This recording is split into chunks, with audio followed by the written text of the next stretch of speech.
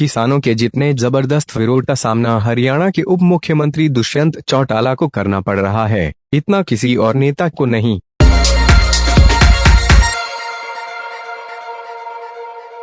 किसानों के जितने जबरदस्त विरोध का सामना हरियाणा के उप मुख्यमंत्री दुष्यंत चौटाला को करना पड़ रहा है, इतना किसी और नेता को नहीं। हालात ऐसे हैं कि दुष्यंत हिसार के एयरपोर्ट पर उतरकर गाड़ी से अपने घर नहीं जा सकते, क्योंकि पता नहीं कि स्थानीय किसान कब कहां उनका घेराव कर दें। 26 मई को जब किसानों ने उनके आंदोलन के 6 महीने पूरे होने पर काला दिन मनाया था, तो हिसार के सिरसा में भी दुष्यंत चौटाला के घर कूच का आह्वान किया था, लेकिन पुलिस के जबरदस्त विरोध के बाद किसान उनके घर तक नहीं पहुंच सके थे। अब हिसार पुलिस ने प्रदर्शन में शामिल 150 किसानों के खिलाफ मुकदमा दर्ज कर लिया है। किसानों ने पुलिस के लगाए बैरिकेड्स उखाड़ दिए थे और उसके बाद दोनों पक्षों में संघर्ष हुआ था। जारी रहेगा विरोध। किसान नेताओं का कहना है कि पुलिस प्रशासन चाहे जितने मुकदमे दर्ज कर ले, लेकिन जब तक ये तीनों कृषि कानून रद्द नहीं हो जाते, बीजेपी और जेजेपी के नेताओं का विरोध जारी रहेगा।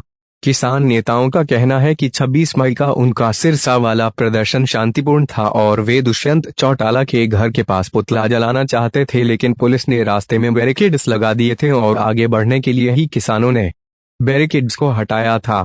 जबकि हिसार के संभागीय आयुक्त चंद्रशेखर का कहना है कि किसान नेताओं ने कहा था कि वे शांतिपूर्ण प्रदर्शन करेंगे, लेकिन बावजूद इसके गैरकानूनी ढंग से बैरिकेड्स हटा दिए और चौटाला के घर से 200 मीटर दूरी पर पुतला भी जलाया। उन्होंने कहा कि लेकिन इसके बाद भी पुलिस प्रशासन ने बहुत समझदारी से काम लिया और हालात को खराब नहीं होने दिया। हाल ही में जब मुख्यमंत्री मनोहर लाल खट्टर को हिसार में एक कार्यक्रम आना था, तब भी किसानों और पुलिस के बीच जबरदस्त भिड़ंत हुई थी। कई गांवों में इस तरह के पोस्टर लग चुके हैं कि उनके वहां बीजेपी जेजेपी के नेताओं का आना मना है। बीजेपी और जेजेपी के लिए किसान आंदोलन सिरदर्द बन गया है।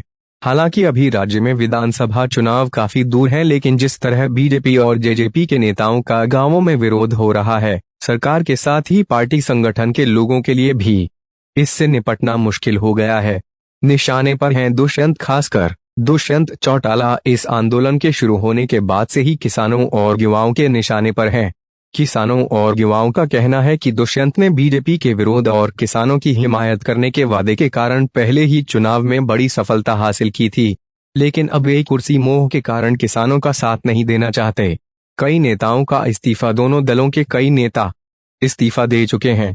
इनमें हरियाणा बीजेपी के बड़े नेता रामपाल माजरा, बलवान सिंह दौलतपुरिया सहित कई लोग शामिल हैं। इसके अलावा दादरी से निर्दलीय विधायक सोमवीर सांगवान ने हरियाणा पशुधन विकास बोर्ड के अध्यक्ष पद से इस्तीफा दे दिया था और करनाल जिले के जेजेपी अध्यक्ष इंद्रजीत सिंह गौराया ने भी पार्टी छोड़ दी थी। गलती कर गए दुष्यंत। सियासत में नए नए उतरे दुष्यंत बहुत कम उम्र में सांसद, विधायक से लेकर उप मुख्यमंत्री की कुर्सी तक पहुंच गए, लेकिन लगता है कि किसानों के मामले में वे गलती कर गए हैं, क्योंकि हरियाणा में किसानों युवाओं के समर्थन के बिना राजनीति करना असंभव है, और उसमें भी गांवों के इलाकों में। चौधरी देवीलाल की राजनीतिक विरासत होने का दावा करने वाले दुष्यंत अगर किसानों के साथ शामिल हो जाते तो शायद हालात दूसरे होते, लेकिन देखना होगा कि उनका यह फैसला उनके लिए बेहतर साबित होता है या खराब। उनके चाचा अभय चौटाला किसानों के समर्थन में विधानसभा से इस्तीफा देकर उन पर सियासी दबाव बढ़ा